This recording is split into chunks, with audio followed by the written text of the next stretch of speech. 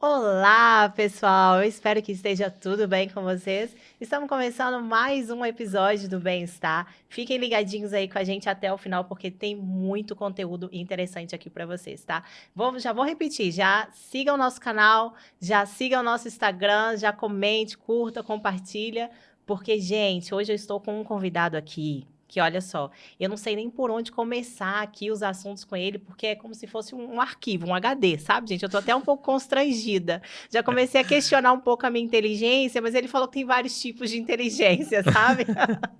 Eu tô aqui com o pastor Lucas Bezalel. Isso Seja aí. muito bem-vindo, pastor, ao nosso programa. Obrigado, Rebeca. Prazer estar aqui com você. Pronunciei certo, né? Porque é um nome difícil, hein, gente? É, pronunciou certo. Pronunciei Lucas certinho. Bezalel, Ah, isso. então tá bom.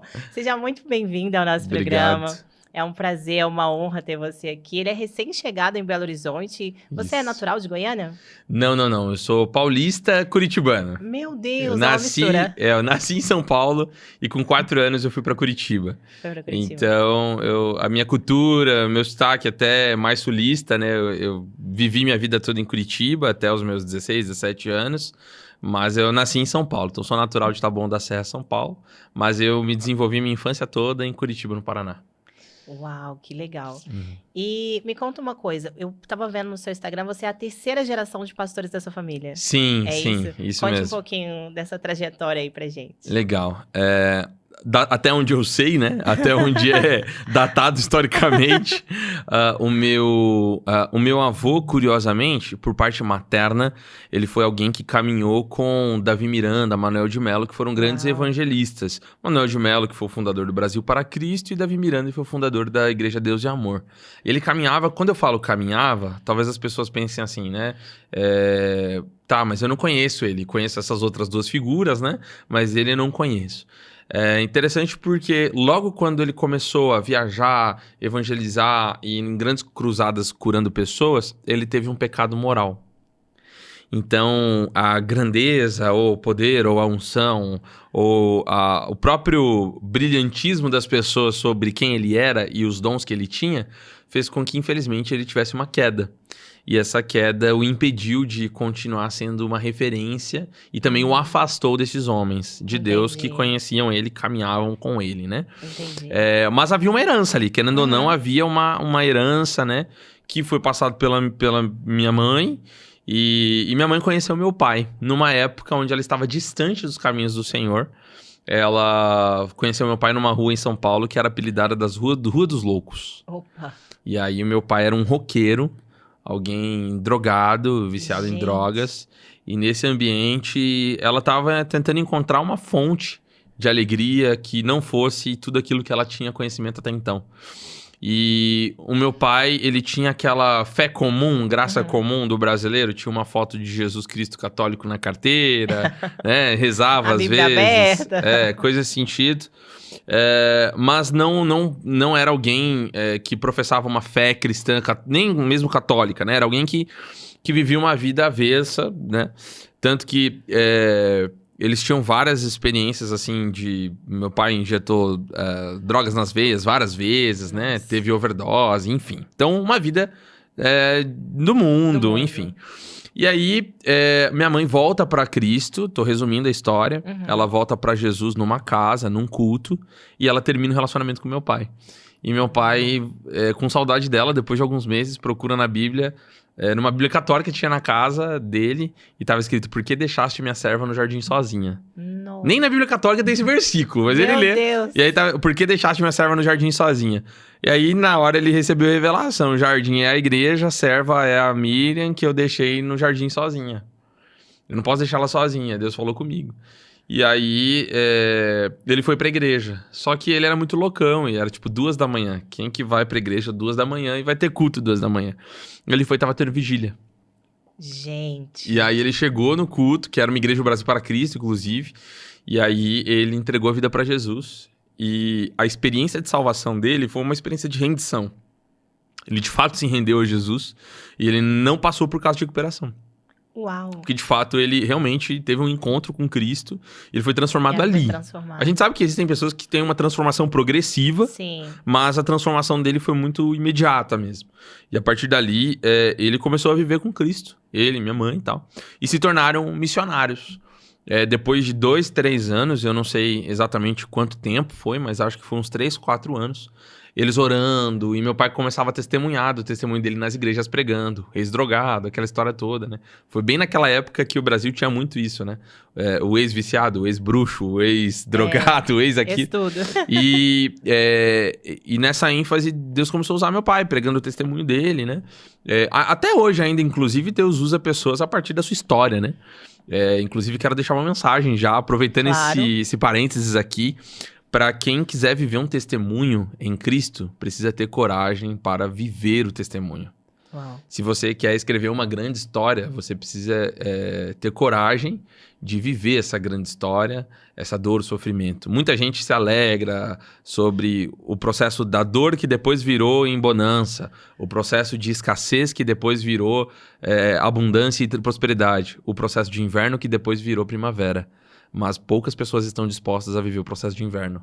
Uau. Para poder produzir frutos e para gerar em primavera, né? Então a gente precisa ter coragem de não só ouvir testemunhos, mas também viver testemunhos. Viver testemunhos.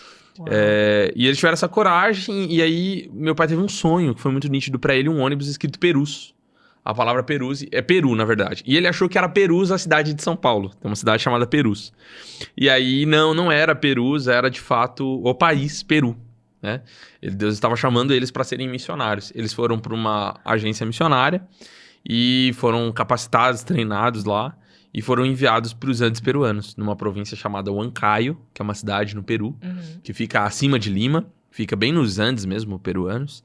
E nesse lugar eles plantaram uma igreja, que até hoje existe lá, em Huancayo.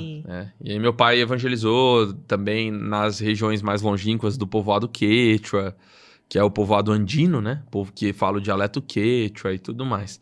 Então é uma herança missional muito forte na família. E aí eu fui produzido lá, e aí quando minha mãe tava com 9 meses, 8 para 9 meses, era uma época de muita escassez de doação missionária, eles tinham pouco recurso financeiro para se sustentar, e também era a época de Sendeiro Luminoso no Peru. O Sendeiro Luminoso, para quem não conhece, é a época de ataque terrorista. Eles faziam um apagão na cidade toda e faziam ataques. Então, meus pais voltam para o Brasil, para o interior de São Paulo, para pastorear uma igreja.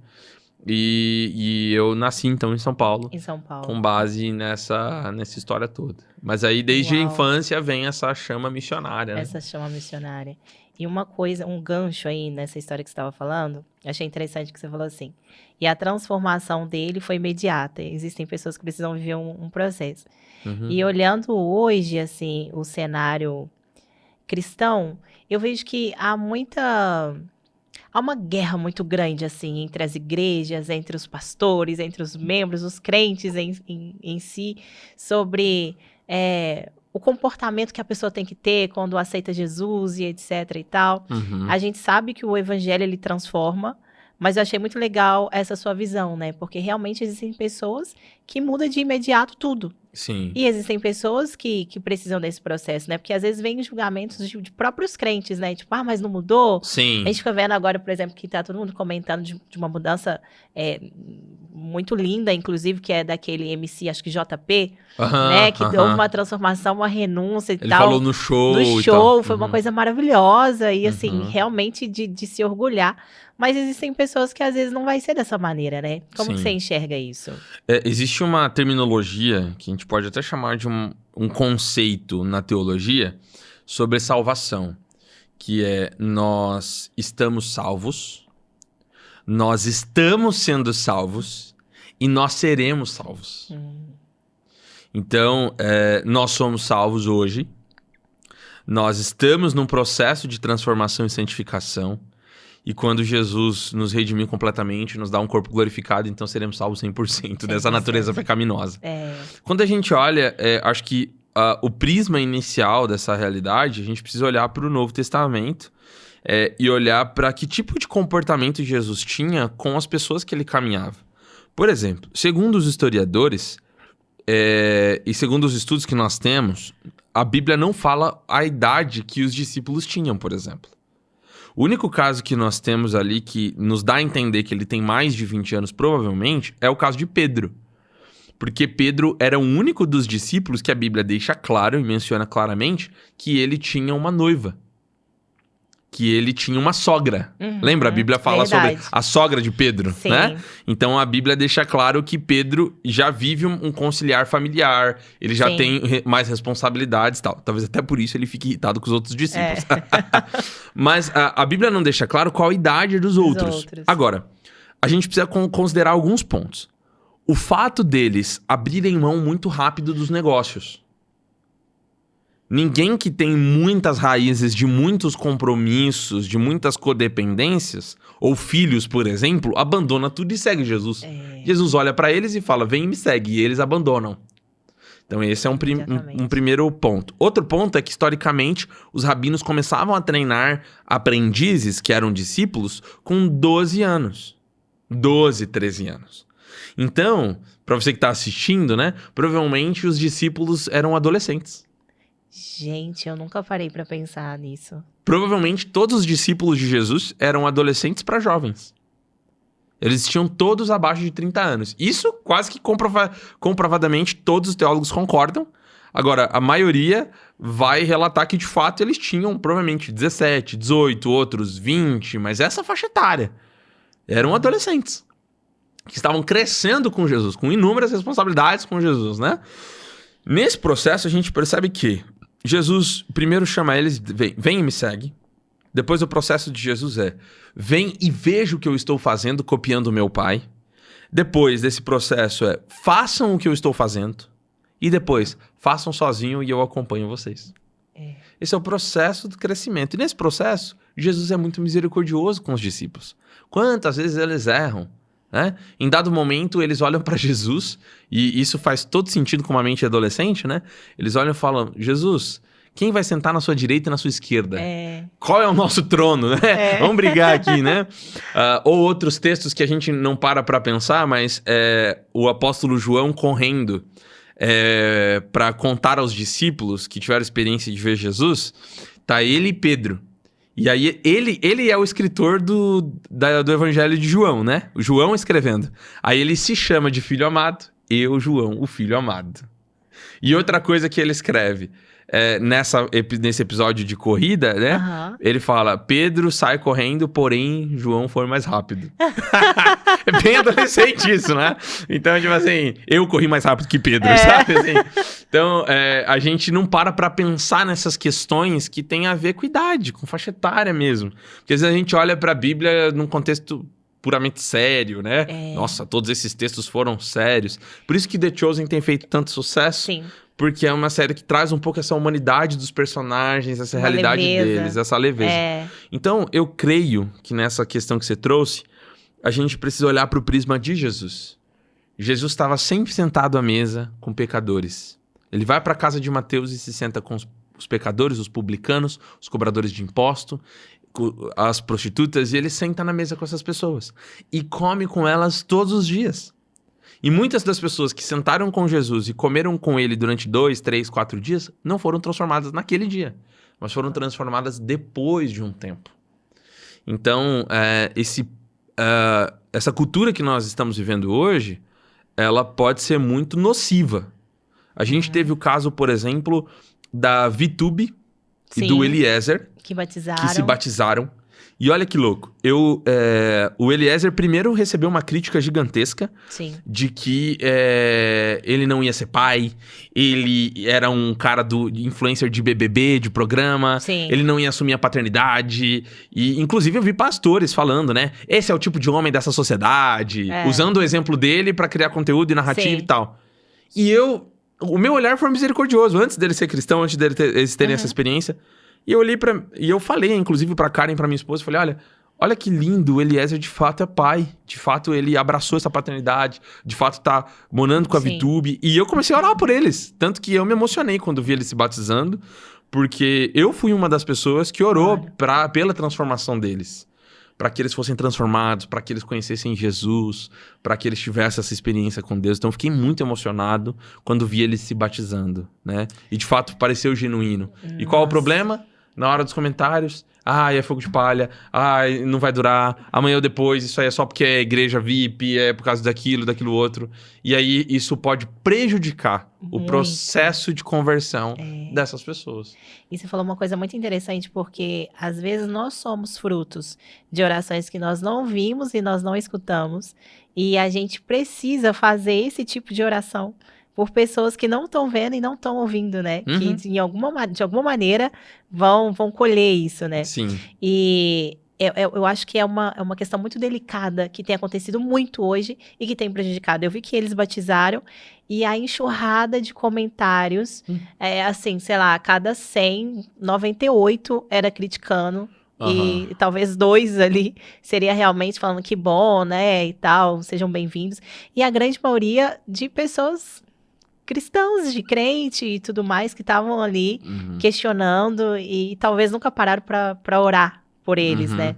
Isso eu acho que a gente tem vivido muito isso nessa geração, né? Muito. Tem a ver com a própria religião. Sim. A gente olha para Jesus, ele vem para o seu povo. E o seu povo o rejeita. Ele vem para conquistar o coração dos sacerdotes. E os sacerdotes o crucificam. Os sacerdotes que sacrificavam no Santo dos Santos. Os sacerdotes que liam as leis de Isaías, de Jeremias, que liam sobre o Messias.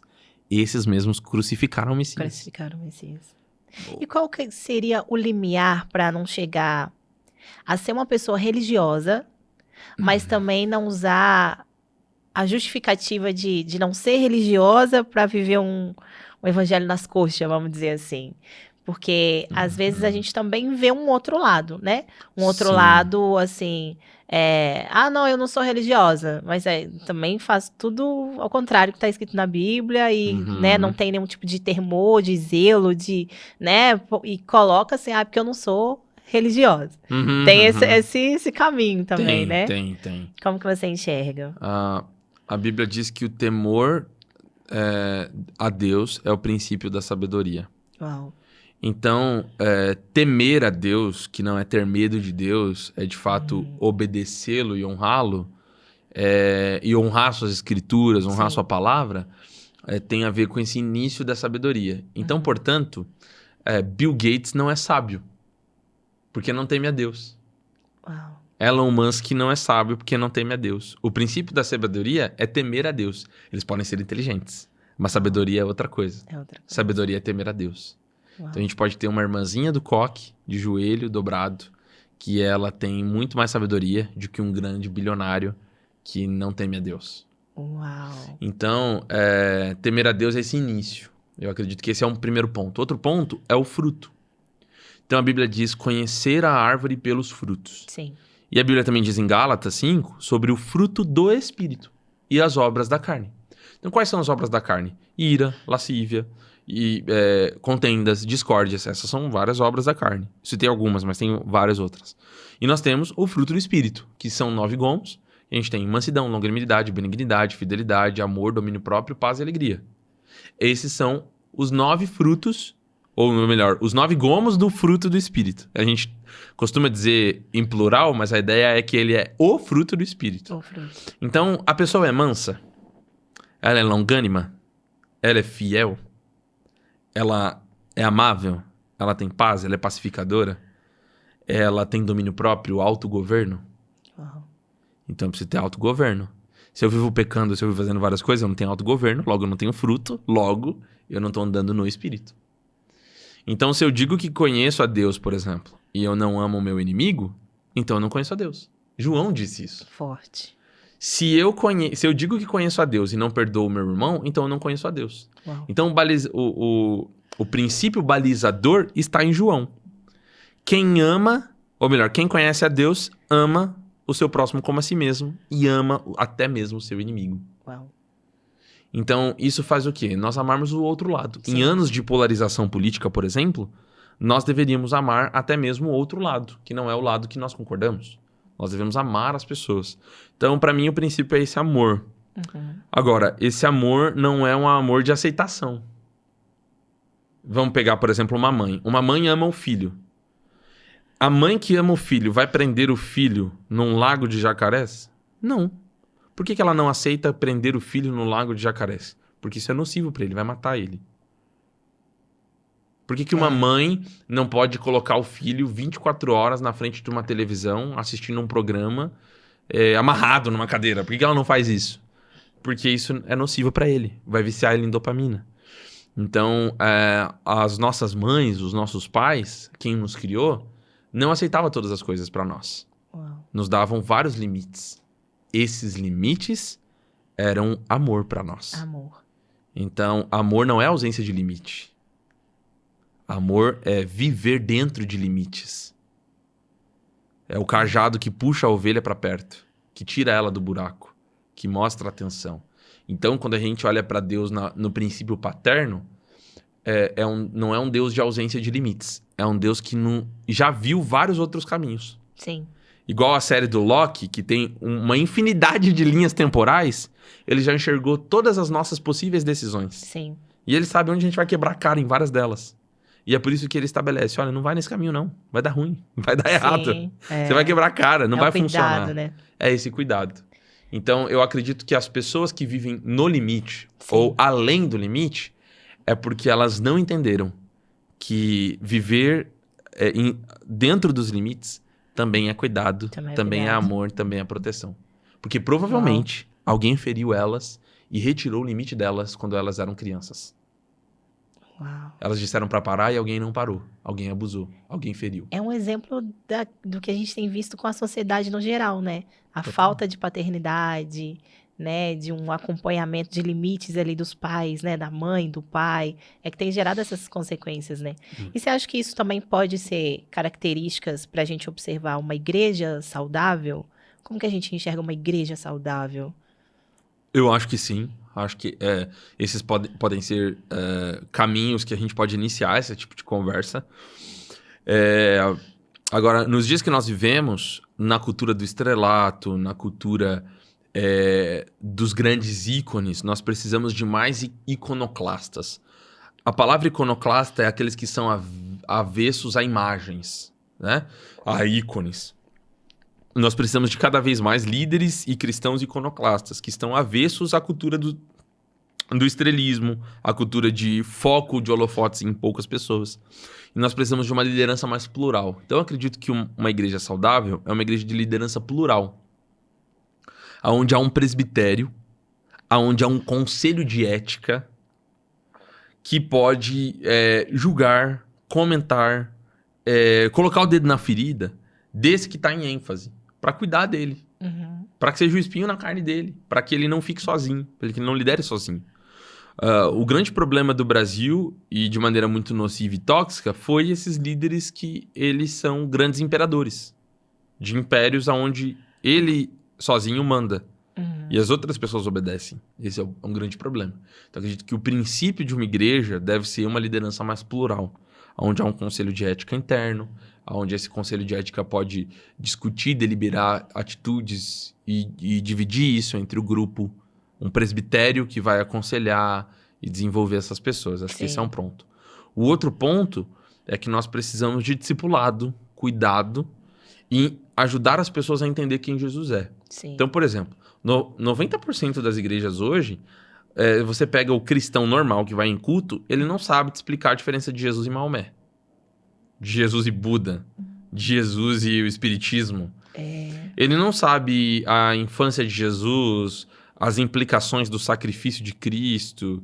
Então, eu louvo a Jesus pela Igreja Boas Novas, por exemplo, que é a igreja que eu tô vindo agora, né, como um dos pastores auxiliares, que é uma igreja que agora lançou um seminário teológico, Sim. justamente para que as pessoas possam estudar, compreender e entender isso. Sim. Agora, infelizmente, nem todo mundo se matricula. Nem todo mundo que eu estou lá e estou amando, tá, gente? Diga-se de passagem, que está incrível o seminário. Parabéns, Boas Novas. Muito bom. Muito bom. Então, eu vou ser um dos professores, inclusive. Ai, que chique! Mas a gente precisa desse caminho, né? De discipulado, de devoção, uma igreja que dá lugar para o sobrenatural, para as práticas espirituais, que dá espaço para o Espírito Santo agir na igreja. Muitas igrejas, elas foram para o extremo oposto. Existe a lei do pêndulo. Que é a lei do pêndulo? Por conta de um excesso, o pêndulo vai para o extremo oposto para tentar eliminar o excesso. Entendi. E isso não é saudável. Isso acontece no mundo político, isso acontece no mundo das grandes movimentações de narrativas da sociedade, de vários grupos, né, minoritários. Isso acontece na igreja também. Algumas igrejas, por conta dos excessos místicos, de grandes problemas onde era só dom espiritual, era só o Espírito Santo e começou a virar uma bagunça, parecia que era bruxaria misturado Sim. com macumaria, misturado com tudo, né? E aí começam a surgir as polêmicas, os cortes de Reels nessa questão. Sim. Aí cria a teoria do pêndulo, que é esse extremo oposto, que aí não, vamos ser totalmente tradicionais, frios, o Espírito Santo não existe, mais, tal. não tem manifestação, não tem nada. Exatamente. E aí é o extremo extremos. oposto e não é saudável, né? E aí a gente troca um pecado pelo outro. Sim. Troca o pecado de ser apenas místico pelo pecado do orgulho da letra. Então, eu acho que a gente pode ter essa humildade de saber, não, o Espírito Santo pode agir hoje, pode curar hoje. E eu gosto muito de um teólogo, que é o John Piper. O John Piper é um teólogo batista, ele é reformado, ele abraça o calvinismo, por exemplo, que é uma linha de vertente mais presbiteriana, mais calvinista, mais batista, reformada. Toda a linha dele teológica é reformada, é clássica, é tradicional. Só que ele conta uma experiência que ele entrou num carro, fechou a porta do carro e ficou falando em línguas 3 horas. E a experiência muda tudo, né? Muda tudo. Então, ele mesmo conta sobre experiências que ele escutaria uma mulher pregando. E a vertente dele, a vertente teológica da onde ele vem, Sim. é uma vertente que não acredita em pastoras pregando. E ele fala isso. Eu gosto muito dele porque ele traz essas clarezas do coração dele. Sim. Ele também traz vários pontos sobre essa própria questão de profecia e cura, que ele acredita que existem profetas, que ele acredita que Deus pode curar hoje. Então, para mim, o John Piper traz um pouco desse equilíbrio, que dá pra gente amar a palavra, dá pra nós abraçarmos várias questões da reforma, por exemplo, né? Para quem tá nos ouvindo, que talvez é uma linha mais tradicional, e a gente pode também abraçar aquilo que o Espírito Santo tá fazendo na vida das pessoas e tudo mais. Então, eu acredito nisso. Uau, muito forte. Gente, eu acabei indo, assim, ó, desenvolvendo o assunto, mas a gente tava lá na história dos pais dele, da igreja, do chamado dele, mas é porque, gente, é tanto assunto, é tanta... Eu abri a caixinha de perguntas no Instagram e veio tantas perguntas interessantes que nós vamos chegar lá, gente, calma. Mas vamos voltar lá, então, pastor. E aí, vocês chegaram em São Paulo, seus pais tiveram você em São Paulo, então, e a igreja continua? Então, eles pastorearam essa igreja no interior de São Paulo. E aí eles foram para Curitiba. Por que aconteceu essa transição? Eles estavam muito bem, saudáveis lá, mas a minha irmã mais velha é surda, de nascença. Ah, tá. São só vocês dois? Você e sua irmã? Não, tem a minha irmã mais nova, a Bianca. E aí a minha irmã mais velha é surda, e aí eles mudaram para Curitiba porque estava acontecendo um avivamento numa igreja... que é a primeira igreja batista de Curitiba e a primeira quadrangular de muitos surdos. Naquela época, a gente tá falando de 180, 200 surdos. Isso é um número muito expressivo até a nível Brasil hoje. Sim. Surdos que estavam se convertendo e que estavam conhecendo a Jesus. E eles foram para lá para que ela se desenvolvesse. Para que ela pudesse se desenvolver dentro de uma igreja que tivesse intérprete de Libras. Porque ela é surda profunda e tal. Sim. Meus pais foram para lá para abraçar isso. Não se adaptaram, acabaram não se adaptando na PIB, foram para a Assembleia de Deus. E depois aí é uma longa história de vários ministérios que eles passaram, de várias estruturas, né? Mas eu cresci nesse ambiente. Entendi. E cresci na Assembleia de Deus. Do fogo mesmo, né? Do reteté, do manto, né? Então cresci nesse lugar. Fui batizar, me batizei nas águas na Assembleia de Deus. Quando eu tinha 12 anos, eu tive a experiência em línguas, né? E aí eu recebi esse dom, enfim. Sim. E aí minha vida foi transformada. Eu fui tocado pelo Espírito Santo na minha juventude. E os meus pais sempre foram muito intencionais com respeito à literatura. Isso é muito importante dizer. Isso, eu acho que esse é o cataclisma ou catarse da minha história. Sim. É o Lucas antes dos livros e o Lucas depois dos livros. Tanto que ano passado eu li 71 livros. 71 livros. Esse ano eu li 18 livros. Gente, nós estamos em março. Li 18 livros. 18 livros esse ano. Meu Deus. Tô levemente atrasada, gente. Por que eu tô falando isso? Porque livros é a minha formação.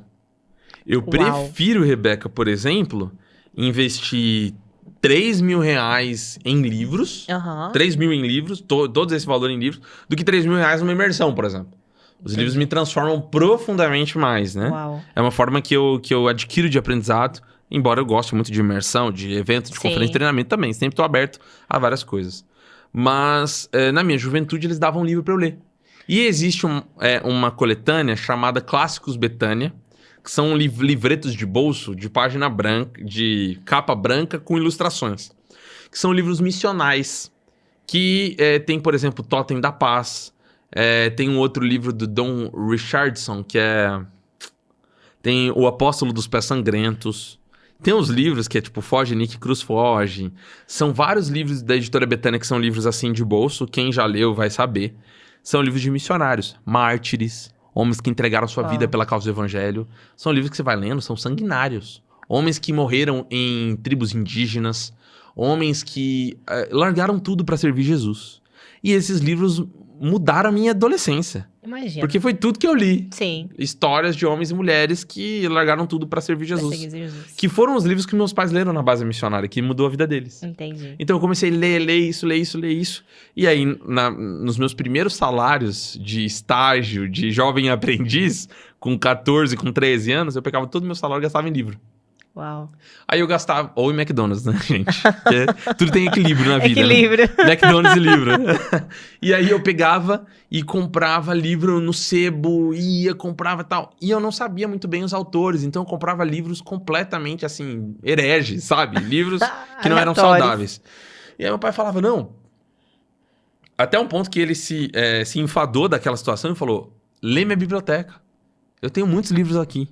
Deixa de ler esses livros e gasta tempo. Você guarda dinheiro e tal e lê os livros que eu tenho. Tá aqui a biblioteca, né? E aí eu comecei a ler os livros do meu pai. Seu pai. E aí cheguei na área de eclesiologia, que é a teologia da igreja, e ali eu me encontrei. Se apaixonou. Aí me apaixonei, encontrei meu chamado de vida, minha existência, aí comecei Uau. a ler tudo sobre isso que tinha em português, aí esgotei o que tinha em português, fui procurar em inglês. Hoje a gente tem uma literatura mais vasta, mas ainda assim, por exemplo, há um homem chamado Lyle Scheller.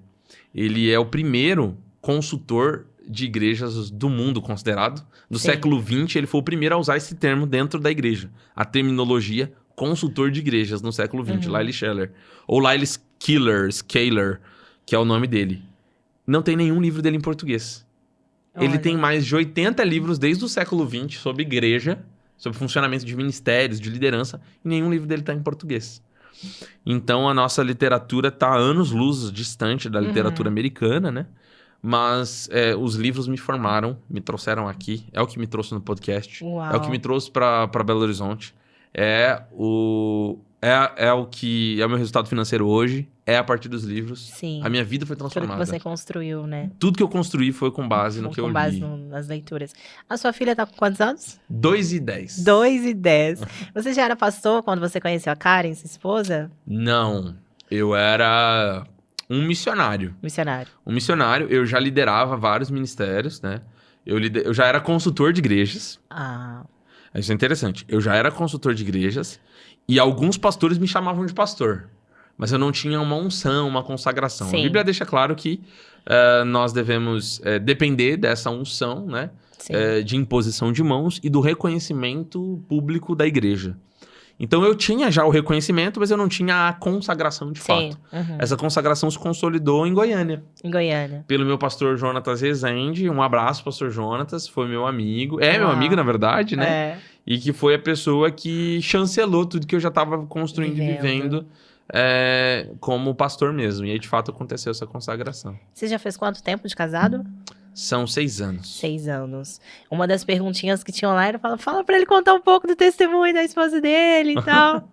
Nós tivemos Legal. um dia de de imersão mesmo, né? Isso. Com você na igreja, sobre o voluntariado, que foi incrível, inclusive, assim. Eu ficava com papel e caneta na mão, gente, anotando tudo. E falava, meu Deus, de onde que ele tirou tudo isso, meu pai amado? São tantos livros, tá vendo, gente? Mas aí eles falaram, pede pra contar um pouco do testemunho e tal. E como é que foi, assim? Um pouco pra Legal, você sobre isso. legal. Eu conheci a Karen num acampamento missionário, Uau. em 2 de janeiro de 2019. E aí, eu tinha terminado um noivado, que não tinha dado certo, e eu estava há 1 ano que eu tinha comprado uma aliança, orando pela minha esposa. E eu andava com essa aliança, Rebeca, no bolso. Eu andava com essa aliança na mochila. Tá vendo, gente? Não julguem Olha o os nível irmãos. de carência. Mas a Bíblia diz sobre você estar preparado em tempo fora de tempo, irmão. Você não estava preparado. Era fé. Na minha mente, era uma fé mesmo que eu pensava assim, Sim. se eu encontrar ela no centro da cidade e o Espírito Santo falar pra mim, é ela, eu ia dobrar o joelho e ia pedir ela em casamento. Olha, o nível de confiança, gente, é sobre. Sobre Valorizei. isso. E aí, eu andava com isso na bolsa. E eu fui pro acampamento, primeiro, é importante explicar que eu conheci ela na casa do pastor dela. E aí, no dia 5 de janeiro, começou o acampamento. Então, entre o início do acampamento, que era dia 5, e dia 9, a gente tá falando de uns 4 dias, 3, 4 dias. Esses 3, 4 dias parecia 4 anos, porque eram intermináveis, né? Diante da realidade que a gente viveu lá. Ela era voluntária, eu era aluno da escola. Voluntários e alunos não podiam ter muito contato. Mas eu esperava sempre os turnos acabarem. Olha, gente. Os voluntários almoçavam depois, eu esperava pra almoçar com ela, pra tentar me aproximar e conversar. Não foi paixão, amor à primeira vista, mas ele foi construído nesses 7 dias, de 2 a 9 de janeiro. E ao longo do tempo eu fui reconhecendo o chamado dela, perguntei pra ela qual era o chamado dela, ela falou que era missionária e tal, e isso foi me dando respostas. Sim. E eu fui me apaixonando pelo servir, por ela cuidando das crianças, do pastor. Isso foi gerando no meu coração uma esperança. Sim. E eu fui encontrando nela essa resposta. E aí no retiro eles foram mudando as pregações. E aí a pregação se tornou pregação de casamento. Ou o cara chegava no púlpito, hoje eu não vou pregar sobre missões, eu vou pregar sobre casamento. Então as pessoas começaram a mudar as pregações. Isso mexia comigo. Obviamente, eu estava muito intencional nas minhas orações sobre isso. E aí eu disse a ela, no dia 6, 7, eu disse, olha, eu tô intencionado em me casar com você. Ela, mas eu nem te conheço, você é maluco, não sei quem você é, de onde você veio, você tá louco, né? Não te conheço. Mas a gente pode orar. Eu falei, opa, tem chance aqui, tem chance. Oração já é uma chance. E aí eu falei, não, vamos orar. E ela falou, ó, devagar, hein? Olha o meu devagar, né? Aí no dia 9... o pastor pregou uma mensagem dizendo, homens de Deus pedem mulheres de Deus em casamento. Gente. E aí eu falei, deixa eu ser o homem da sua pregação. Chegou no final. E... antes disso, enquanto ele estava pregando, eu lembrei da aliança. Lembrei da aliança que eu tinha comprado 1 ano atrás. Falei, será que tá na minha bolsa? Aí eu fiz um propósito... pode até parecer infantil para algumas pessoas, né? Se a aliança tá na bolsa, então é pra pedir a cara em casamento. Quando a pessoa quer, ela pede qualquer tipo de confirmação. Se o sol for sol, né? Se a luz estiver acesa... Se for dia durante o dia, né? Isso. Se for dia durante o dia, eu vou pedir. Então, tão certo como o ar que eu respiro. E aí eu fui correndo no alojamento. Eu saí correndo do culto. Louco, assim, alucinado. Cheguei lá na minha bolsa, tava lá a aliança. Falei, eu trouxe. Então, pra pedir ele casamento. Aí eu fui lá na frente, li Efésios capítulo 5 e falei que como Cristo ama a igreja, eu amaria a Karen. Prometi pra ela. Sim. Aí passou um filme na cabeça dela e ela me aceitou. Foi louca de aceitar. E talvez as pessoas estão se perguntando, né? Mas como que ela aceitou? Que loucura é essa, né? O background da história que ela conta é que as pessoas... o retiro era interdenominacional, várias igrejas. E algumas mulheres olharam pra ela e falaram, olha, eu sonhei que você estava vestida de noiva. E Deus está acelerando as coisas na sua vida. A outra mulher falava assim, ó, você vai receber um pedido por esses dias e é pra você dizer sim. Uau. Aí uma outra mulher falou, olha, Deus está acelerando as coisas na sua vida, você vai casar muito rápido e vai acontecer alguma coisa nesse acampamento. Então Deus preparou ela pro pedido. Entendi. Deus teve que preparar ela pra esse enlouquecido chamado Lucas Bezalel. E aí aconteceu o pedido, ela aceitou com base também em todas essas profecias que ela recebeu. E ela disse que passa esse filme na cabeça dela de tudo que ela passou, que agora ela teria redenção da sua história. Uau. E aí, o pastor dela fez a caveira dela pra mim. Falou, não, a Karen parecia, sei lá, que ela não era o demônio que entrava, era ela que entrava no demônio, que ela tinha ansiedade, que ela tinha isso, que ela tinha aquilo, que eu não ia dar conta e tal. E aí, depois, ele falou, olha, tudo muito bacana, muito legal, foi emocionante, mas no dia seguinte ele falou, vamos encerrar isso aí. Vamos voltar, vocês vão só voltar a ser amigos de oração. Eu falei, não, ela é minha noiva. Aí ele falou, não, volta a orar, porque você não conhece ela, eu tenho muito medo. E em alguns pontos, eu entendo que ele estava certo, porque ele conhecia ela mais do que eu. Ele sabia de processos que ela estava vivendo que eu não sabia. Sim. Mas eu falei, não, toca pra mim que eu faço gol e tal. Sou o Neymar. Eu vou fazer acontecer e beleza. Aí, a gente permaneceu, ele não foi incisivo e as pessoas são livres e ele deixou liberdade também. Sim. Mas ele só pediu um respeito no sentido do acampamento, né? Não fiquem se engraçando, se namorando pelos cantos do acampamento, né? Eu falei, não, pastor, longe de mim, né? Primeiro que eu já tinha uma função de liderança. Sim. Primeiro que muitas pessoas ali já tinham um olhar pra mim de líder, então eu tinha que manter uma postura de líder, uma postura de respeito, né? Eu não ia ficar, enfim, me embrasando com a pessoa ali. Uhum. O acampamento durou mais 7 dias numa outra turma, eu fiquei. Então foram 14 dias convivendo com a Karen ali e a gente se conhecendo e tal. Então no dia, foi muito engraçado, porque ela já era minha noiva, e no dia seguinte eu fui adicionar ela no WhatsApp, fui adicionar ela nas redes sociais, que eu nem tinha ela nas redes sociais. E nós nos tornamos noivos, nós não tínhamos nem nos beijado, por exemplo. O que para a sociedade de hoje é muito estranho, né? Porque as pessoas primeiro querem... não tô nem falando dos cristãos, até mesmo do mundo, né?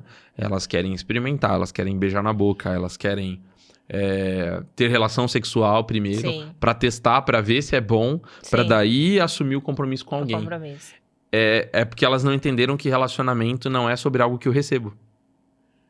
Relacionamento é algo que eu dou. Relacionamento não é algo que eu experimento e se é bom pra mim, eu entro. Relacionamento é um sacrifício que eu faço pelo outro. Por isso que muita gente se relaciona pra ser feliz. Mas relacionamento não é pra ser feliz. Relacionamento são duas pessoas que são inteiras, completas, felizes. E que no seu transbordar de alegria em Deus, vão poder transbordar na vida do outro.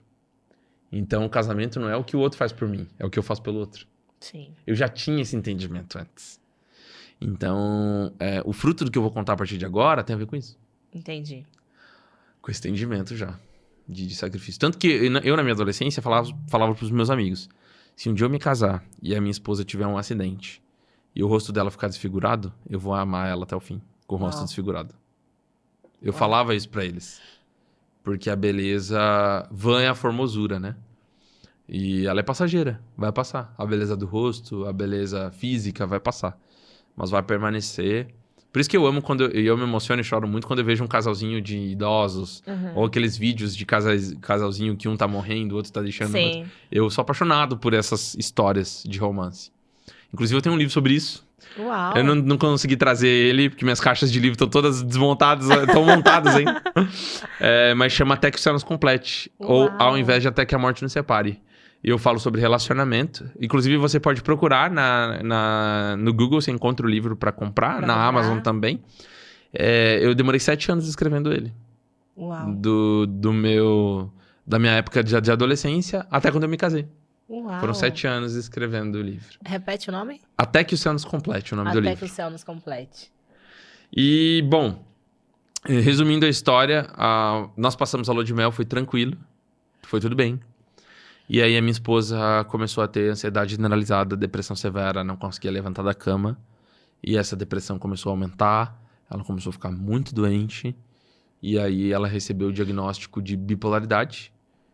E aí depois de um bom tempo começou as tentativas de suicídio. Eu estudava teologia, voltava, era seminarista de manhã na igreja e à noite eu estudava teologia, voltava tarde da noite para casa. Encontrei ela algumas vezes ensanguentada na escada de sobrado de casa. Nossa. Nas primeiras vezes ela dizia que tinha caído. E uma vez foi verdade mesmo. mas outras vezes foi tentativa de suicídio. Então a Karen teve várias experiências de suicídio. O tamanho do podcast nos impede de contar tantas experiências, mas Sim. foram muitas tentativas. Desde enforcamento, intoxicação medicamentosa, automutilação, se jogar na frente de um carro, se jogar de um morro, se jogar de um lugar, de um penhasco, de uma altura grande. Várias e várias tentativas. A nossa cachorrinha, Cassie, salvou a minha esposa várias e várias vezes. Deus usou poderosamente a nossa cachorrinha para salvar a minha esposa várias vezes. Porque a minha cachorrinha me chamava no escritório para salvar a vida da Karen. Mas a gente foi sendo atendido por psicólogos, psiquiatras, médicos, gente especialista de cura. Ah, só uma pausa. Tá aí pra vocês a imagem do livro aí. Ó, Até que o Céu Nos Complete. Já procurem É isso lá, aí. comprem. Já quero o meu também. É isso aí. E então tinha várias experiências, né, desse quesito, e a gente começou a ser atendido por especialistas de cura, de libertação, desde a área de igreja Sim. até a área profissional. Aham. E aí nós começamos. Foi muito lindo porque quando a gente fez um curso de noivos na PIB, e tinha um casal que era a Gesimere e o Luiz Renato. Um beijo, Luiz Renato e Gesimere, que foram as pessoas que fizeram o momento de alianças do nosso casamento e foram mentores nossos. Olha que lindo. Ela é psicóloga e ele é psiquiatra. Eles são casados. Uau, E eles são mentores de casais. uau, que tudo. E são especialistas em cura e libertação de igreja também e tal. Então eles falaram assim, a gente não vai cobrar nada, nós sentimos de adotar vocês. A gente vai almoçar com vocês durante toda uma semana. Vai ter tempo de mesa com vocês. A gente foi vendo o cuidado de Deus nisso, sabe? E aí nessa mesa foi vomitado ali pra fora toda a história da Karen. Toda a infância dela. Todo o sofrimento que ela passou. A Karen teve episódios consecutivos de abuso por várias pessoas. Ela vai poder contar isso melhor, Sim. né? Eu vou deixar ela contar isso numa outra oportunidade aqui. E depois, isso durou muito a infância dela toda, né? Dos seus 4 anos aos seus 12 anos, ela teve experiências de abuso. E aí o diagnóstico estava equivocado, ela não tinha bipolaridade. A gente só descobriu isso 2 anos depois, morando em Joinville, quando a gente mudou para Joinville justamente por conta desse especialista, que foi o Dr. Rodrigo Assunção. Também um abraço, porque ele faz parte do nosso processo de cura. Deus usou muito ele. Rodrigo Assunção também é um cristão, é um psiquiatra. E o Rodrigo Assunção, ele nos atendeu. E ele falou, a Karen não é bipolar. Ela tem transtorno de personalidade limítrofe. Ela tem borderline. Foi um balde de água fria na nossa cabeça, foi um susto. Ele também disse que a Karen não produzia a quantidade de serotonina necessária. Então isso deixava o corpo dela já numa disposição menor de desenvolver atividades, de se alegrar, né? Sim. A própria baixa da serotonina. E também a questão do borderline, que era muito mais complexo. É a doença dos psicopatas, né? Que é conhecido como personalidades fragmentadas. Inclusive, aquele filme Fragmentado é baseado no transtorno de personalidade limítrofe. Então, a minha esposa adquiriu diversas personalidades diferentes. E nós administramos a doença, resumindo, durante 4, 5 anos. Na verdade, o nosso casamento tá sendo agora. Agora a gente tá vivendo mais lua de mel do que nossa lua de mel. Que é a lua de mel. Agora que a gente tá recém vivendo casamento com a Ana Laura com 2 anos, do que tudo que a gente viveu aos longos dos anos. Naquele período. Naquele período, porque foi um período de terror. De terror mesmo.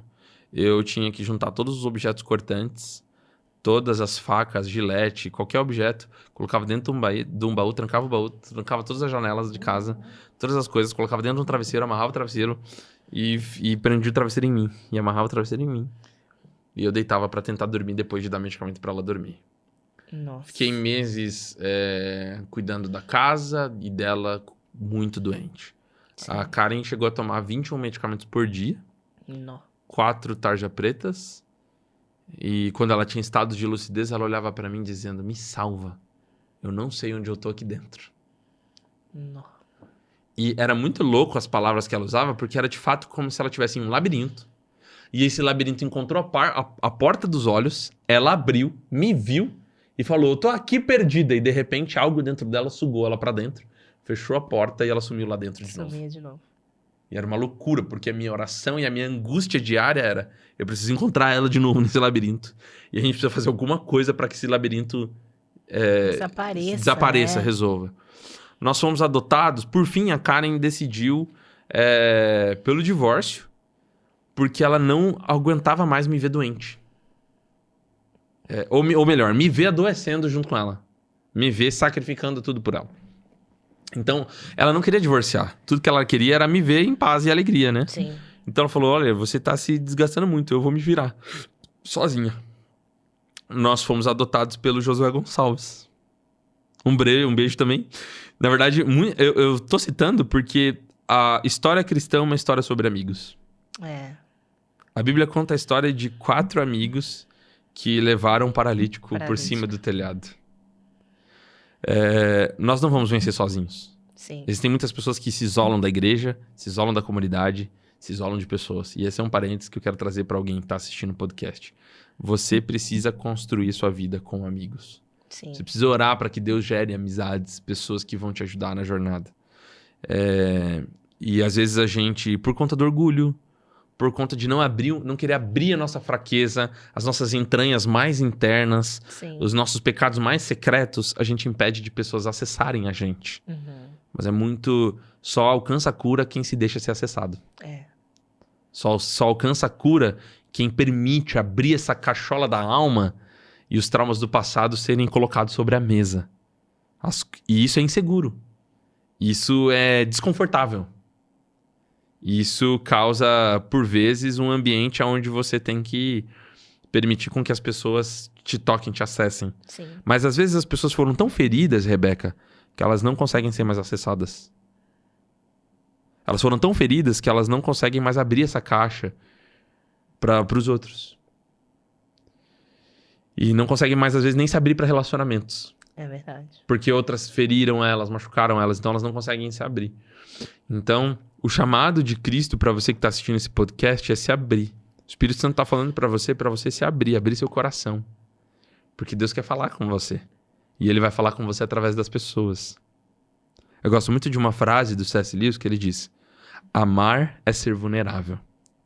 Se você não quer ser amado, entre no seu esquife, se feche lá dentro e construa um castelo de gelo. Tipo a Elsa, né? Se feche lá nesse castelo. E é isso que o pai da Elsa diz pra ela.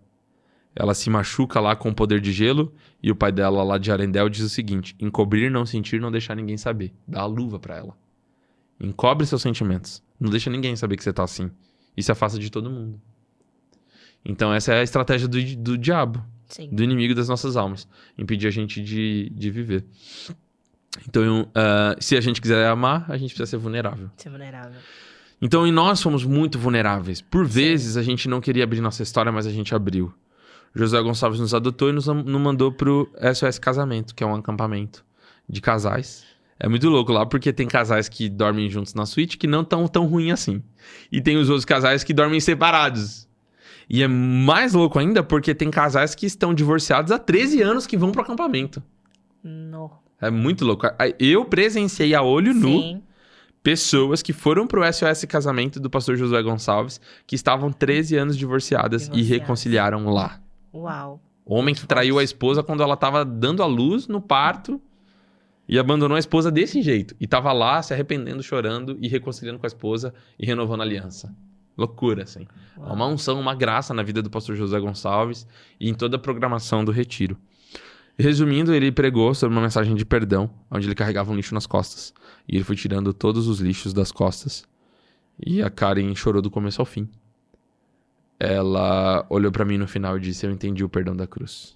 Uau. Por que eu disse do alojamento? Porque a gente dormiu separadamente. Uhum. Então a gente tinha momentos pós ou momentos de alimentação que era onde a gente conversava junto. Porque depois ela ia pro alojamento das meninas e eu ia pro dos homens. Uhum. A Karen entendeu o perdão de Deus ali. Ela renovou os votos comigo. E ela falou: eu vou lá na casa das pessoas que me abusaram e eu vou liberar perdão pra cada uma delas. Isso é muito forte. Ela liberou perdão pra todos eles, Rebeca. E a partir disso começou a cura da Karen. De 21 para 19, de 19 para 18, 18 para 15, de 15 para 10, de 10 para 5, de 5 para nenhum medicamento. Curada. A Karen foi curada de transtorno de personalidade limítrofe. E aquele labirinto... A partir do perdão. A partir do perdão. Uau. Aquele labirinto que era a minha esposa, de múltiplas personalidades, que eu não sabia onde ela estava, agora tinha sentido. Agora eu conseguia enxergá-la, agora eu conseguia vê-la. E aí, depois disso, Deus nos deu a Ana Laura. Uau. Que é a nossa baby, né? Que é uma fofura, uma graça, comédia. E estamos vivendo esse sonho, né? Então, tem sido esse milagre. Que experiência, né, pastor? Se as pessoas pudessem entender um pouquinho da importância do perdão, acho que as pessoas iam começar a lidar de forma diferente, né? Com relação ao perdão. É claro que a gente entende que cada um teve a sua história, seu passado. É difícil para quem está de fora mensurar o quanto isso doeu, o quanto isso gerou de consequência, o quanto isso foi forte para aquela pessoa. Mas não tem jeito, tem coisas que só são desatadas na nossa vida a partir do perdão, né? E olha para você ver, um quadro que poderia, né, custar a família de vocês, através do perdão, foi o que gerou um fruto novo, né? Sim. Que é a filha de vocês. E olha pra você ver como é muito forte, né? É muito forte. E faz a gente valorizar o perdão, assim, de uma forma... E até olhar pra gente enquanto filho, né? E valorizar o quanto Deus nos perdoa o tempo todo, né? Tá ali sempre nos perdoando, a gente tá sempre errando, vacilando, pecando, e ele tá sempre ali disposto a nos perdoar, né? Como é muito forte isso. Pastor, então vamos lá. Gente, eu tô tentando aqui porque eram muitas perguntas, tá? Então, por isso que às vezes eu dou umas cortadas assim e tento ir para as perguntas. Qual foi a sua maior experiência com Deus, assim? Uma experiência que você fala assim, não, esse dia eu tive uma experiência que me marcou muito, assim. Sua maior experiência. São tantas, né? Pelo olhar, ele falou assim, meu Deus, eu tenho um calendário de experiências. Deixa eu ver qual mês eu vou escolher. Acho que tem duas que me marcam bastante. Sim. Mas eu vou contar a do morador de rua, do Antônio de Jesus. Eu acho que ela é muito forte. Ela é uma experiência mais mística que a segunda. A segunda é mais factível, mas essa me marca bastante. Eu tava vivendo uma época que eu... tava tentando entender esse amor de Deus, né? E tava compreendendo esse amor. Eu nasci num lar cristão, como a gente já contou aqui e tal. Eu tava procurando emprego, fui fazer uma entrevista numa agência de comunicação, de publicidade, propaganda e tal. E eu fui pra essa entrevista e no meio, em Curitiba tem muito terminal de ônibus. Sim. Então no terminal de ônibus você faz aquela interligação entre um ônibus e outro. E aí, nesse terminal, eu encontrei um moço, tava esperando meu outro ônibus pra ir pra entrevista. E ele se chamava Antônio de Jesus. Aí ele olhou pra mim e falou, você tem alguma esmola? E eu falei, não, mas eu tenho o dinheiro da passagem de volta. Aí eu lembro que eu tinha algum dinheiro no banco, falei, vou ter que passar no caixa 24 horas, eu tiro pra pagar o ônibus. Mas eu vou dar pra você o meu dinheiro de volta, tudo que eu tenho agora. Só que eu fazia um trabalho de cesta básica na época.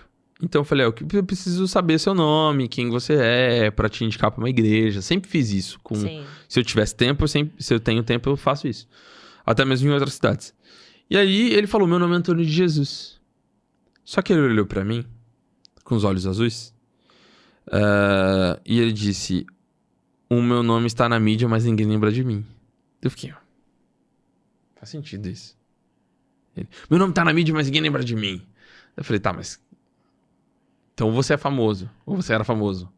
Só que eu fiquei pensando que ele era aqueles personagens de Volta pro Meu Aconchego, do Gugu, sei lá, do Celso Portiolli, esses programas assim, sabe? Sim. De Volta pra Minha Terra, onde o cara ficou perdido e é por isso que ele apareceu na mídia. Então, na hora eu pensei isso. Eu falei, tá bom, eu tô na mídia. E ignorei. Só que a gente continuou conversando. Sim. É louco, porque eu não lembro dessa conversa. Porque eu lembro que ela durou um tempo, mas eu não lembro dos detalhes dessa conversa completamente. Sim. Só as coisas que me marcaram. Eu lembro que ele tinha as pernas todas feridas, Rebeca. E uma delas ele era cotoco. Tipo, só tinha até o joelho. Uau. Então ele tinha... Uma perna ele tinha, toda ferida, cheia de gangrenas e pus. E aqui também no braço ele tinha muitas feridas. E parecia uma lepra, assim. Nossa. E na outra perna, na metade. Sei lá que tipo de doença que ele tinha, mas cheia de ferida. Em um dado momento da nossa conversa, que ela foi durando um tempo. E eu não lembro desse tempo passando, só lembro disso. Lembro que, inclusive, o segurança se aproximou do terminal de ônibus pra saber se tava tudo bem. E não, tá tudo bem, tô conversando com ele aqui e tal, beleza. E o cara ficou ali meio que cuidando, assim, ó, esse cara tá incomodando os passageiros, sabe aquela coisa? Sim. E aí, o meu ônibus chegou, eu falei, preciso ir embora. Aí ele falou, você me dá um abraço? Na hora que eu olhei aquelas feridas, Rebeca, falei, vou dar nada. Dá um abraço pro cara, morador de rua todo ferido. Ele tava fedido, muito fedido, cheio de ferida. Falei, vou dar nada, um abraço pra esse cara. E aí eu pensei 2 vezes. Falei, aí eu fechei os olhos, falei, não, posso te abraçar. E aí na minha mente falei, Senhor, não deixa nenhuma doença me pegar, nenhuma bactéria, fungo, Senhor. Agora, cria uma pomada sobrenatural antifungo agora, antimicose, antidoenças, anti-tudo.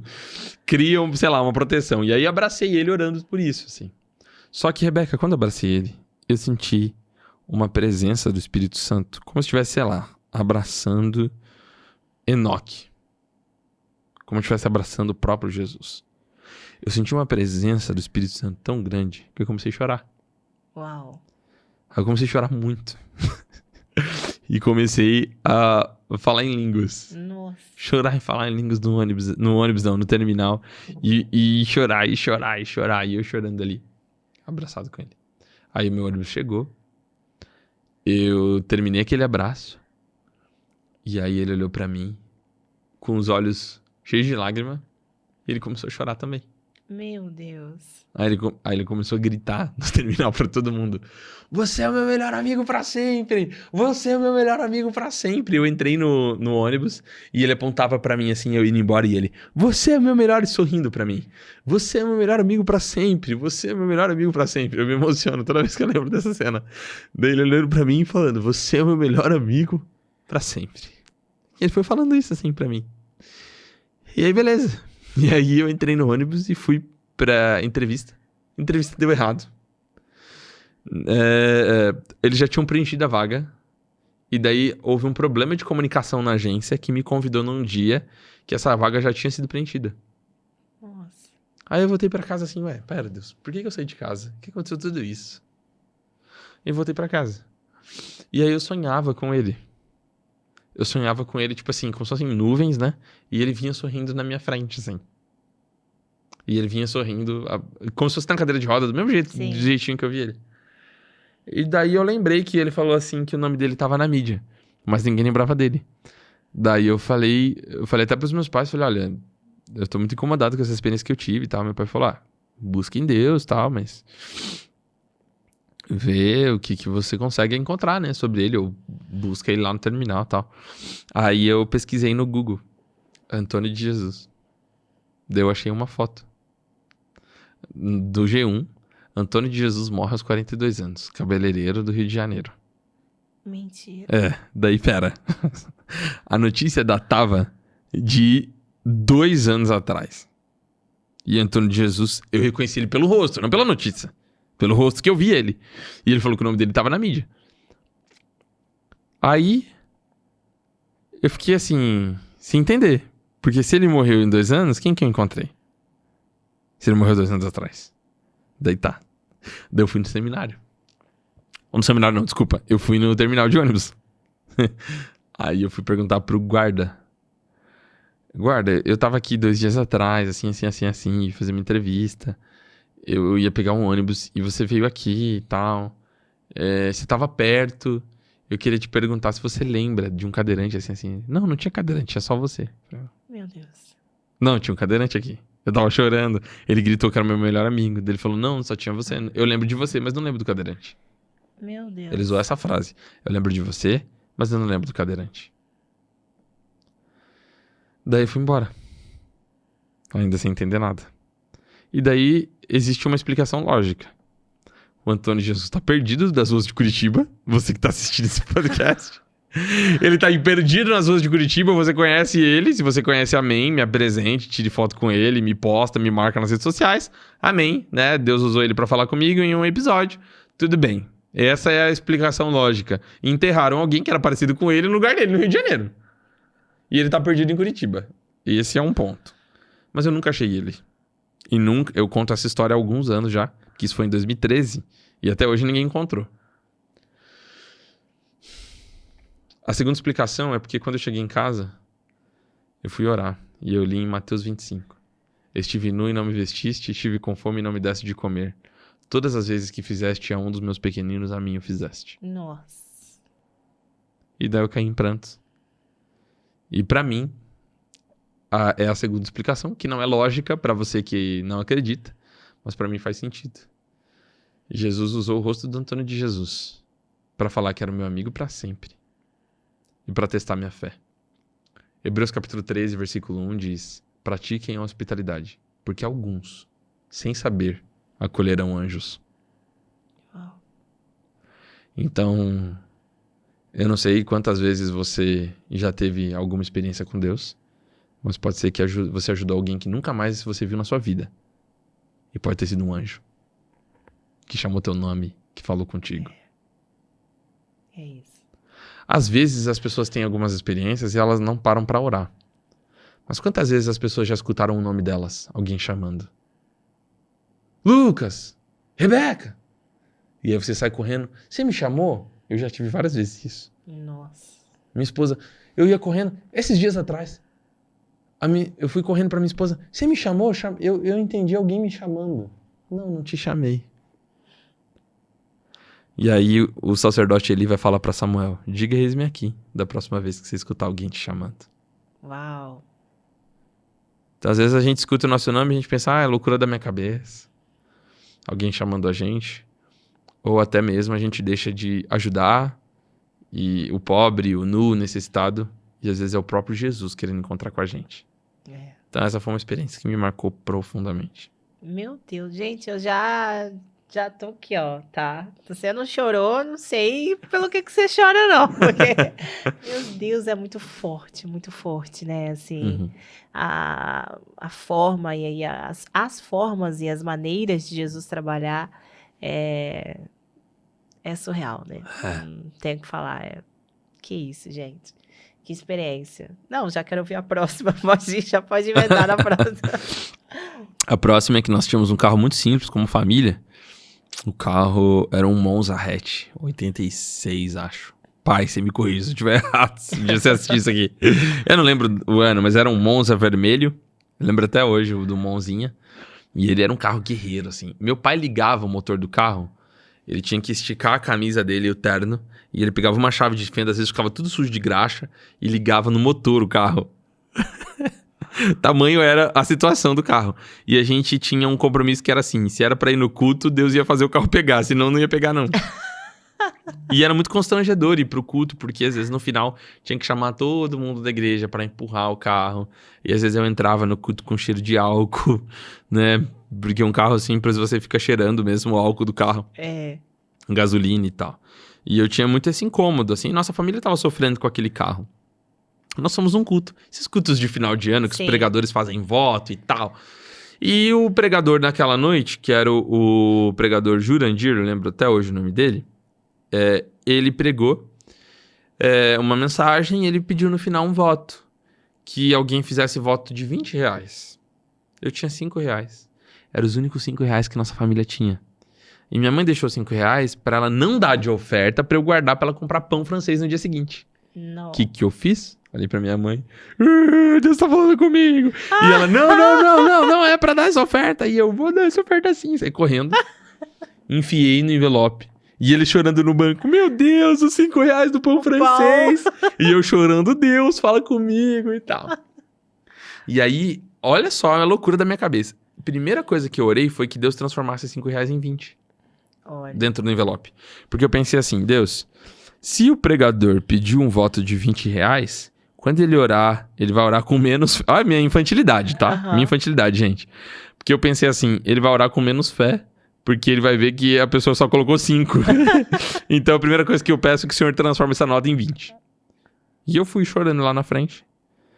Pasme, a igreja tava lotada, abarrotada de gente. Eu fui a única pessoa que foi. Mentira. A única pessoa. Eu nem sei porque aconteceu aquilo, que eu fui a única pessoa que foi. Talvez acho que as pessoas estavam esperando votos maiores, de 50, 100, sei lá. Eu sei que eu fui a única pessoa. E ele falou, por causa da sua fé, conta 90 dias. E Deus vai dar o que você pediu. Uau. Tava escrito dentro do envelope um carro melhor pra minha família. Rebeca, eu cheguei em casa. Por isso que a gente precisa ser muito... A gente tem que se mover em fé. É. Eu cheguei em casa, peguei um pôster e escrevi. 16 de janeiro de 2011. O impossível de Deus vai acontecer. Porque dia 16 de janeiro de 2011 dava 90 dias. Uau. Ele falou 90 dias, eu coloquei no calendário. É. Tem gente que escuta os profetas falando data e... Esquece. Ah, tá bom, falou data, né? É. Não, tem que anotar. Eu anotei. Todos os dias, Rebeca, eu agradecia pelo carro do dia 16 de janeiro. Uau. Mas assim, num Fé. modo louco. Fé louca mesmo. Eu orava de noite, ia dormir. Deus, obrigado porque no dia 16 de janeiro nós vamos ganhar um carro.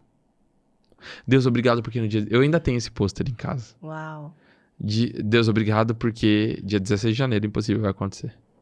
Fui agradecendo. E aí chegou em janeiro, na semana ali, meio que no dia 10, no dia 9, e a dia 16 dava domingo. E eu fiquei pensando, domingo Deus tá na igreja trabalhando. Que domingo que Domingo Deus é um vai dia fazer bom. alguma coisa? Que dia, né? É o dia que Deus tá falando com as pessoas nas igrejas e tal, né? Como que ele vai estar falando comigo e vai trazer alguém pra trazer um carro no domingo? Domingo a pessoa tá na igreja, não vai dar certo, né? E eu fui conversando com os meus pais sobre isso. Ó, domingo é o dia do milagre. Domingo é o dia do milagre. Domingo é o dia que Deus falou. É.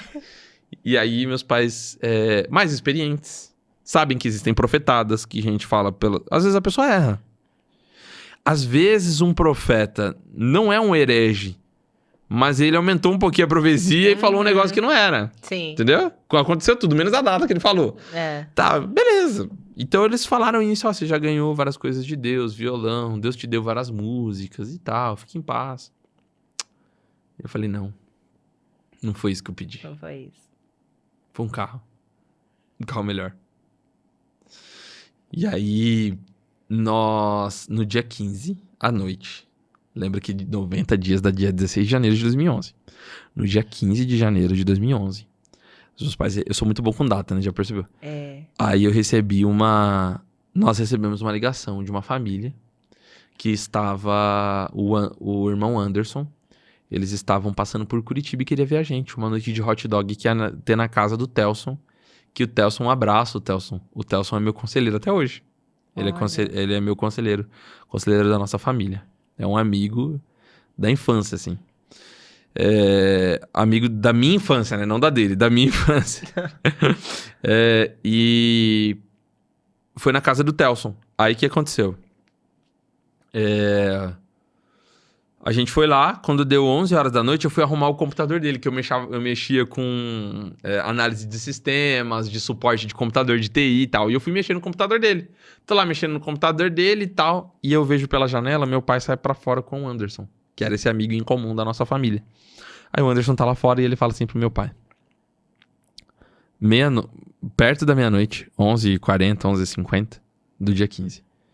Há exatos 90 dias atrás. Não. Deus pediu pra mim o meu carro. Meu Deus.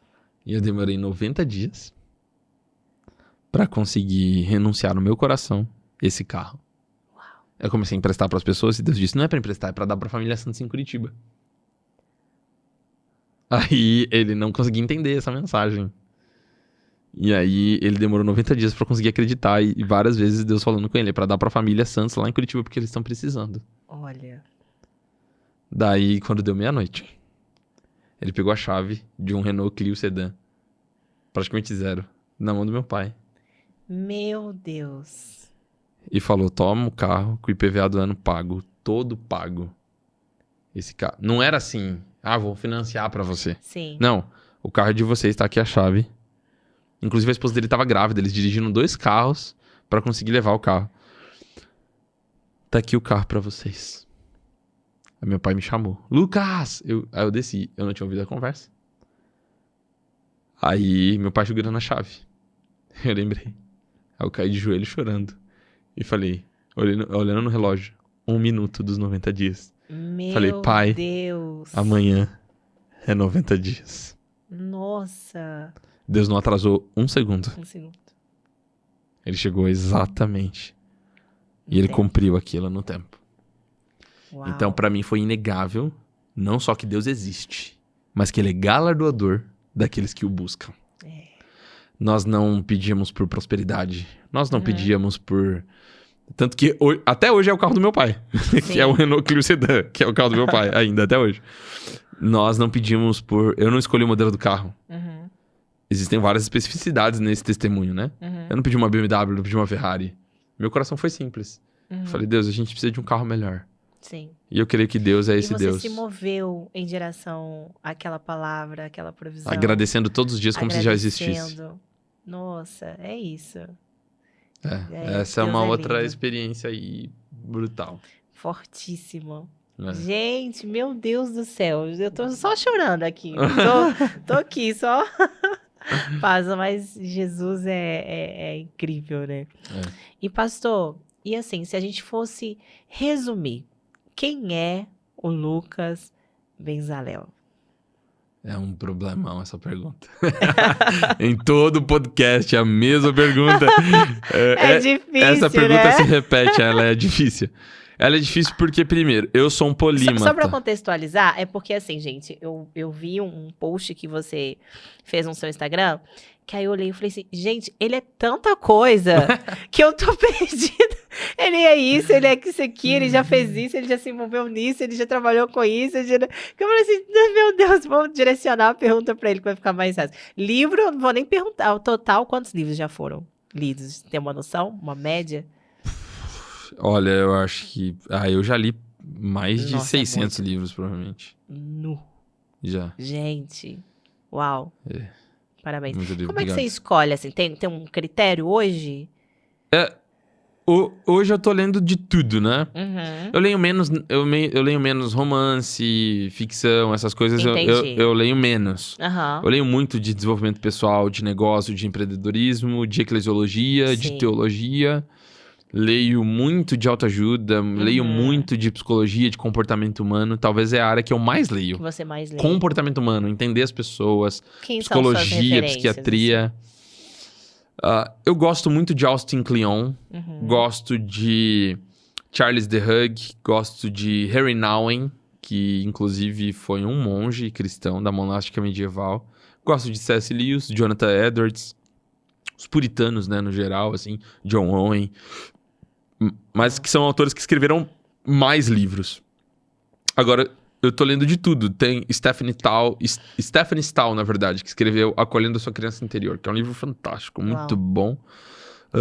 E tem um autor chamado Steven Pressfield, que é um autor que eu também admiro muito, gosto muito dele, muito mesmo. E Ryan Holiday, que é um outro autor de livros sobre Marco Aurélio, sobre essa linha dos... Tem um nome desses filósofos... Estoicos, os filósofos estoicos. O Ryan Holiday é uma especificidade interessante. Até porque ele é polímata também como eu, então eu gosto muito disso. E o Timothy Ferriss, que escreveu Ferramentas de Titãs, que é um livro calhamaço de mais de 1.500 páginas, acho gigantesco, assim. Uau. E escreveu também Trabalho 4 Horas por Semana, que é um livro muito bom. Citei vários autores, né? Uhum. Mas eu acho que são esses. Charles Spurgeon e John Piper. Pronto. Chegou. Era esse nome, não podia citar. não podia deixar de citar. citar. John Piper é o meu queridinho total. Então, de trás pra frente, acho que é a lista aí. O top Entendi. é de trás pra frente, tá, gente? Entendi. John Piper é o principal de É todos. o principal. Perfeito. Mas quem é o Lucas? Vamos lá. Sim. O Lucas, ele é um filho amado de Deus. As coisas que eu faço não me definem. Poderia falar que eu sou alguma das minhas profissões. Sim. Mas eu começo dizendo que eu sou filho amado de Deus. Isso é o que me define. Porque o que eu faço pode mudar. E muda toda hora. Sim. Mas Pra eu quem sou você é. polímata. Os polímatas da era renascentista e do iluminismo também são pessoas como Leonardo da Vinci, que tinha várias profissões. Eram dramaturgos, poetas, músicos, arquitetos, engenheiros, políticos, escritores, né, poetas e várias outras questões. Então eu me considero um polímata. Um polímata não tem só uma vertente, tem várias. Então eu sou autor, eu escrevi 5 livros. Quais são os Os seus livros? Aham. A Comunicação do Absoluto Zero para Igrejas, Uhum. até que o céu nos complete. O da gestação, O que Deus gerou em mim. Comunicação enxuta e Igreja Vibrante. Boa. Esses são os livros que eu Todos escrevi. a gente encontra no Amazon. Todos encontram na Amazon, no meu site, lucasbezalel.com, ou me procura lá no Instagram, @lucasbezalel com Z com L no final. Ok. E eu sou um arquiteto de ideias, eu digo. Eu sou alguém que consegue organizar a ideia das pessoas. Seja conceitualmente da vida delas, do negócio delas, do desenvolvimento pessoal delas, seja das igrejas, da liderança, dos processos. Então eu tenho uma capacidade de poder usar todo o meu conhecimento vasto para organizar processos e desenvolver novas ideias. Por isso que eu me chamo de arquiteto de ideias. Sou consultor de igrejas, então hoje é onde eu invisto mais tempo, profissionalmente falando, onde eu dou consultoria para líderes e pastores. Uhum. Mas eu também sou mentor de alguns empreendedores, de alguns empresários. Sim. Onde eu mentorio eles muito mais na área de comportamento humano, de desbloqueio emocional, de desbloqueio em áreas que eles precisam romper, né, para se desenvolverem e crescerem. Então tem vários testemunhos e várias histórias aí a partir dessa realidade. Eu sou músico nas horas vagas. Uau, então eu amo gente. compor, escrever canções, toco violão e toco bateria. Modéstia à parte, eu acho que eu toco mais violão que bateria. Mas eu acho que é um pouco disso, assim. O Lucas é um sonhador, uma pessoa apaixonada por Jesus e uma pessoa que ama muito fácil as outras pessoas. Uau. E é uma pessoa muito intensa. Eu sou muito intenso. Sou sanguíneo hemorrágico. Então eu sou expansivo, gosto de me conectar com as pessoas. E acho que o Lucas é isso. O Lucas quer deixar um legado para as pessoas, quer construir um futuro autêntico. Minha missão é construir um futuro autêntico para a liderança, para pessoas, para as igrejas. Muito bom, muito forte isso. Gente, que isso? Não tenho o que falar. É sobre. O nosso diretor vai colocar o Instagram dele ali para vocês seguirem lá. Vai lá, curte, acompanhe um pouquinho do trabalho dele, porque assim, já deu para vocês perceberem que é uma pessoa que realmente tem conteúdo para entregar, uma pessoa que estuda, que se prepara, que ao mesmo tempo também tem uma unção, um chamado, e adquira os livros dele. Tem um pastor que fala que comprar um livro aleatoriamente, você está só trocando ali, né? Você pega o material e dá um dinheiro, um valor específico. Mas honrar é diferente, porque você, além de pegar o livro, você traz o espiritual junto, né? É verdade. Então, vamos honrar esse pastor que esteve aqui compartilhando um pouco da sua trajetória, das suas experiências com a gente, do conhecimento dele. E vamos adquirir esses livros, eu estou ansiosa para ler também. Amém. E assim, pastor, seja muito bem-vindo a Belo Horizonte, à Igreja Boas Novas. Obrigado. Vai ser um prazer ter você lá como professor no Seminário Teológico, que, Amém. gente, tá sendo muito bom, hein? Amém. E agora, é o seguinte, sempre antes de finalizar, a gente faz um bate-bola, assim. Tá. Eu vou lançar algumas palavrinhas e eu quero que você resuma em uma palavra o que significaria para você ou algo do tipo. Então, vamos lá. Jesus. Meu mestre. Sucesso.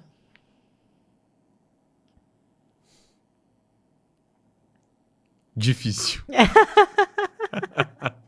Igreja. Família. Família. Amor. Bem-estar. Paz. Uau! Foi bem, hein? Foi bem. É difícil, né? Na hora de falar, meu Deus, e uma palavra. Pastor, eu gostaria agora que você deixasse uma mensagem, uma palavra para essas pessoas que estão nos assistindo agora. Eu sempre faço questão de falar isso aqui, que esse é um programa que eu gosto de trazer pessoas que eu sei que, de certa forma, possam acrescentar mesmo a vida das pessoas. Não é um conteúdo, apesar da gente sempre pedir vocês para curtir, para comentar, compartilhar, para se inscrever no canal. Isso ajuda a gente para que o nosso conteúdo chegue a um número maior de pessoas. Mas o intuito aqui maior é realmente que a palavra de Deus seja levada, é que as pessoas que talvez estejam sentindo um vazio ou um desconforto, passando por um momento complicado, tenha ali, de certa forma, um alívio, né? Então, a gente sempre traz pessoas aqui que possam realmente acrescentar, não é só uma troca de conversas vazias, mas é realmente troca de conteúdo que acrescentam, né? Então, eu gostaria que você deixasse aí uma palavra, uma mensagem que Deus colocar no seu coração aí para todas as pessoas que estão nos assistindo nesse momento. Amém, amém. Tudo que não é eterno é eternamente inútil, já diria C.S. Lewis. Acho que eu posso complementar o que eu disse que é difícil, que é sucesso. Sucesso naquilo que não importa é a gente acumular resultados, bens, situações que não vão impactar de maneira nenhuma na eternidade e nem nas pessoas. Sim. Só em nós mesmos, de maneira egoísta. Então eu creio que sucesso é deixar um legado, deixar uma história e impactar na eternidade e ser fiel até o fim e dar-te-ei a coroa da vida eterna. Uau. Então, ser sucesso é amar e ser amado. Amar Jesus e ser amado por ele. E ser reconhecido naquele grande dia, servo bom e fiel. Uau, Acho que é isso, isso. muito forte. Nós vamos trazer a esposa dele aqui, gente, para poder contar de forma mais detalhada todo esse testemunho do que foi viver essa cura, essa transformação em Jesus, né? Uhum. Eu acho que as pessoas estão precisando disso, sabe? Então, Uhum. calma, tá, Brasil? Ela vai vir aqui e vai transbordar na vida de vocês também. Pastor, eu quero te agradecer demais por Amém. ter aceitado esse convite, por ter partilhado esse tempo de mesa aqui Eu que com a agradeço, gente. eu que agradeço. Seja sempre muito bem-vindo, tá? Obrigado. E eu falo que você tá só começando essa jornada aqui em BH, né? E Amém. nós mineiros, a gente sempre fala que nós somos bem receptivos, Amém. né? Então eu quero que você se sinta realmente em casa e sempre que você tiver a oportunidade vai ser sempre muito bem recebido aqui no nosso programa. Amém. Porque, gente, são tantos assuntos que a gente não conseguiu aprofundar em todos. Porque, como ele disse, é uma pessoa que, né? A gente vai tirar um dia pra gente poder falar mais sobre a igreja, sobre essa liderança, Isso. sobre toda essa questão dos seus estudos, das suas leituras também. Nós vamos aproveitar um pouco mais desse conteúdo, mas é realmente muito assunto para pouco tempo. Então, fiquem ligadinhos aí que a gente faz o parte 2 e aí a gente consegue entregar tudo que a turma ficou na expectativa aí também. Então, pessoal, quero agradecer também a audiência de vocês. Muito obrigada. E é isso, pastor. Muito obrigada mesmo. Obrigado. Até a próxima, Até que mais. vai ter com certeza. E é isso, gente. Muito obrigada. Até o próximo programa. Fiquem com Deus.